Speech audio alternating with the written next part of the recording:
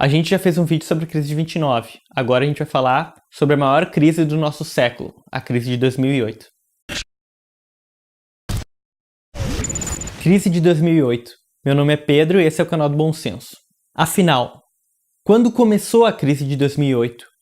Quais foram os fatores que tornaram ela possível, que fizeram ela acontecer? A gente vai ter que voltar lá para a década de 90. A partir de 1993, o preço dos imóveis nos Estados Unidos começou a subir continuamente, formando a famosa bolha imobiliária que veio a estourar em 2008. Primeiramente, uma bolha nada mais é do que quando preços são inflados artificialmente. Quando alguma coisa, algum ativo, começa a valer muito mais do que realmente ele vale. E muita gente começa a investir nele porque ele não para de subir. Mas no momento que o preço dele cai, muita gente quebra e leva muitas outras pessoas junto. Como eu estava falando, essa bolha começou em meados da década de 90. O governo americano já tinha diversas formas de literalmente se meter no mercado imobiliário.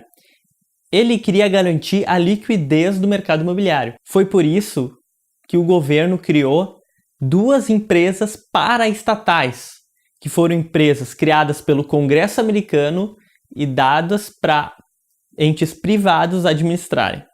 O Fannie Mae e o Freddie Mac eram dois bancos especializados no mercado imobiliário americano. Eles contavam com dezenas de privilégios dados pelo governo e uma linha de crédito que os protegia do mercado. Ou seja, eles não estavam diretamente expostos ao risco do mercado. Se alguma coisa desse errado, eles seriam socorridos pelo governo. Esses bancos, eles garantiam a liquidez do mercado imobiliário. Como eles faziam isso? Eles compravam a hipoteca dos bancos. Vamos supor que você pegue 100 mil reais para construir a sua casa. Você vai lá no banco X, toma um empréstimo. No final de um certo período, você vai pagar 150 mil. Esses bancos iam lá e compravam essa hipoteca do banco que te deu o dinheiro, fazendo com que esse banco pudesse emprestar novamente. E a partir desse momento, você devia ao Fannie Mae ou ao Freddie Mac, e não mais esse banco que você pegou o empréstimo. Era um banco que usava dinheiro público para comprar hipotecas. Nesse mesmo período, através de algumas pesquisas, o governo percebeu que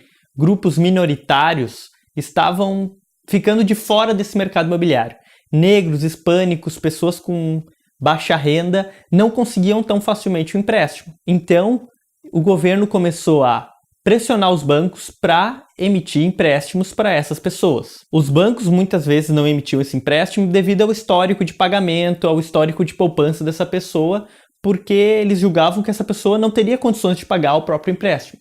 Mas mesmo assim o governo forçou a barra e forçou eles a dar esse empréstimo. Muitas vezes eles não tinham nem como consultar o histórico dessa pessoa. Eles tinham que dar um empréstimo, porque o governo poderia boicotar eles em alguma outra maneira se eles não tivessem uma cota mínima de empréstimos para esses grupos que o governo queria dar. Exatamente, é no sistema de cotas para empréstimos imobiliários. Essa liquidez garantida pelo governo através do Fannie Mae e Freddie Mac e essas políticas de cotas começaram a inflar o mercado imobiliário, mas por si só não iam garantir uma crise tão grande assim como foi que aconteceu. Realmente ia ser uma pequena bolha, mas nada, nenhum estrago tão grande quanto ela estourasse. Logo, esses bancos paraestatais começaram a perceber que poderiam vender esses títulos no mercado para investidores. Então, eles compravam o título dos bancos que poderiam reemprestar e revendiam para investidores. Assim começou uma bola de neve no mercado.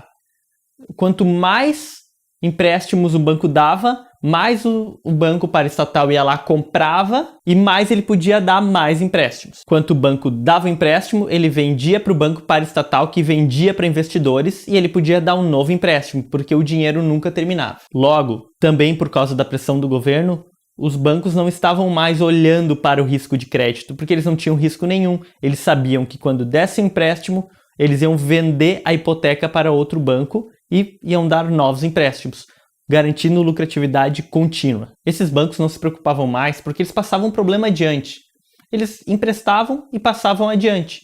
E esse banco que pegava, usava dinheiro do governo e agia politicamente por pressão do governo. Inclusive, há registros de membros do governo fazendo pressão para que esses bancos afrouxassem ainda mais o crédito. Mas isso por si só ainda não é o suficiente para fazer uma crise do jeito que foi. Foi somente no final dos anos 2000, com o estouro da bolha da internet, e em 2001, com o atentado de 11 de setembro, que a coisa tomou uma proporção inimaginável. Com medo de uma crise, o governo baixou as taxas de juros a níveis nunca vistos antes, 1% ao ano. E todo esse dinheiro que o governo colocou na economia, o que os bancos fizeram com ele? Deram mais empréstimos imobiliários. Por quê? Porque era o empréstimo mais garantido que eles podiam dar. Eles emprestavam, vendiam e passavam a bomba adiante. Isso fez com que o preço dos imóveis disparasse de vez.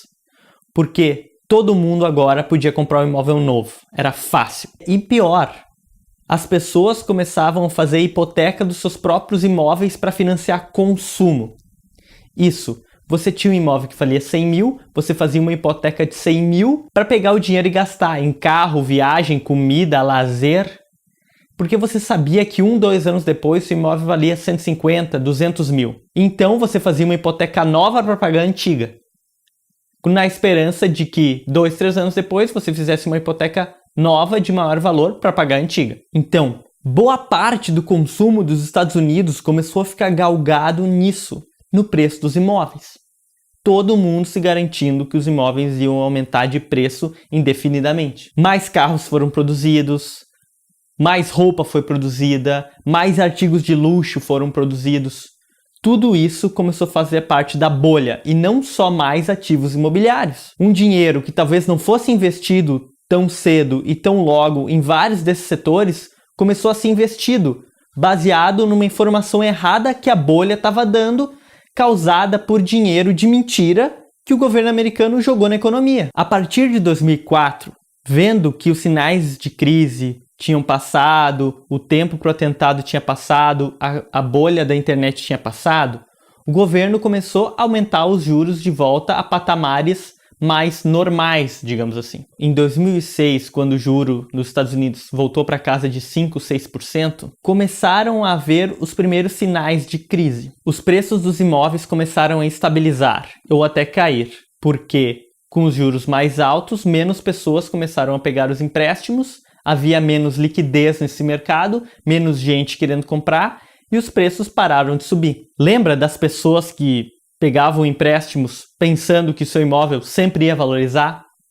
Pois é, essas pessoas que tinham crédito podre, chamado de subprime, começaram a dar calote nos bancos. Eles simplesmente abandonavam os imóveis e deixavam o banco pegar.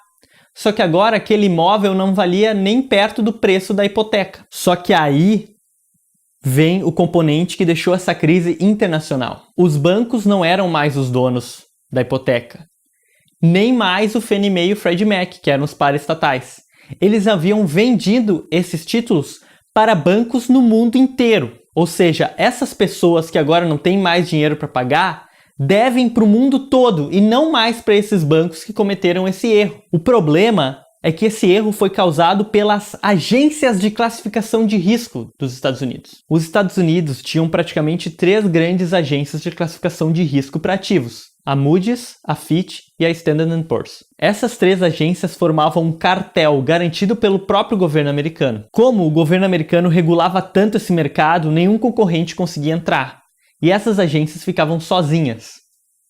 E sofriam as pressões da política americana. Você acha que essas agências iam classificar como de risco ativos vendidos por empresas diretamente ligadas ao governo americano, como aqueles bancos paraestatais que garantiam a liquidez do mercado? Elas não iam querer bater de frente com o governo.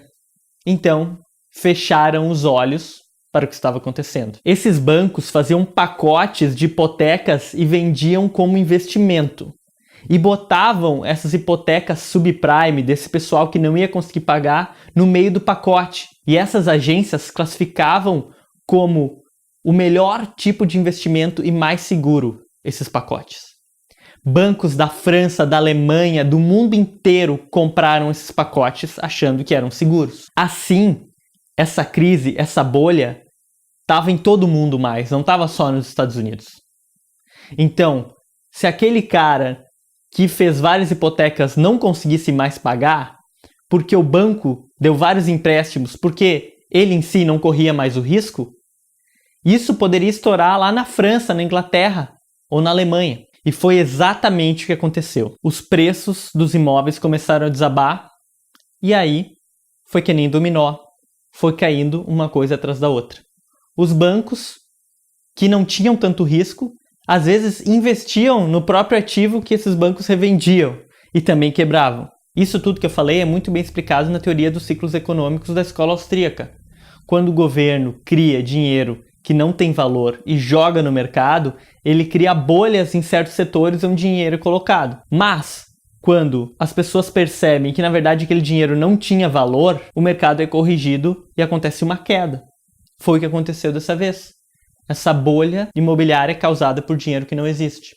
Levou todo mundo junto, porque todo mundo começou a comprar essa ideia de que imóveis nunca mais iam baixar de preço. Só para você ter uma ideia, de 2000 a 2008, o dinheiro concedido pelo governo para crédito imobiliário dobrou. A bolha já existia, mas se não fosse a influência do Fed, o Banco Central Americano, jogando dinheiro assim na economia, essa bolha teria um efeito muito menor, muito mais contido. Resumindo, se não fosse o governo forçar os bancos a dar mais empréstimos, a botar um dinheiro que não existe, a tirar a responsabilidade dos bancos sobre esses empréstimos, nada disso teria acontecido. Porque num sistema de livre mercado, um banco, quando desse um empréstimo, ficaria com um ônus se a pessoa não pagasse. Então ele cuidaria melhor para que ele emprestasse dinheiro. Mas, quando se cria esse sistema onde se protege os bancos, quando o Estado protege os bancos, é isso que acontece. Não existe mais responsabilidade financeira no mercado. Isso não é livre mercado. Isso é corporativismo. Foi o que aconteceu logo após. Obama, ao assumir, fez de tudo para salvar os bancos que deveriam ter quebrado devido a essas decisões erradas, devido a essas decisões de investir nesses ativos que não valiam nada. Mas eles foram salvos pelo dinheiro do povo americano e pelo dinheiro dos filhos e netos, porque a dívida americana para salvar esses bancos mais do que dobrou nessa era Obama. Temos que lembrar aqui que política é assim, a influência política que causou isso. Nesse período em que a bolha iniciou, da década de 90 até agora, tivemos governos democratas, republicanos, e ambos agiram da mesma maneira. E o pior de tudo é que a recuperação que veio depois foi maquiada, foi inflada, porque o governo americano botou mais dinheiro ainda na economia. Infelizmente, mais dessas como as de 2008 ainda estão por vir. É isso aí, pessoal. Esse foi mais um vídeo de economia daqui do canal do Bom Senso. Espero que tenham gostado.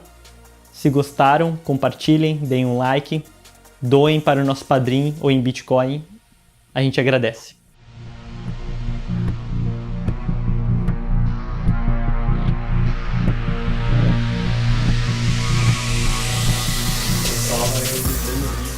Ai, tu tava morrendo. E eu normalmente não sumo. Pai, eu encostei aqui. É, no rosto não dá pra ver na câmera. É só aqui. Me dá mais papel.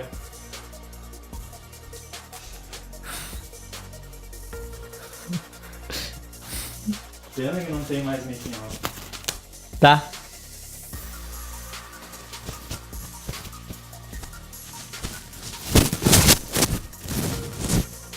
Me dá mais papel, cara. Tá quase, né? Tá quase aqui, vai ficar mais comprido esse vídeo.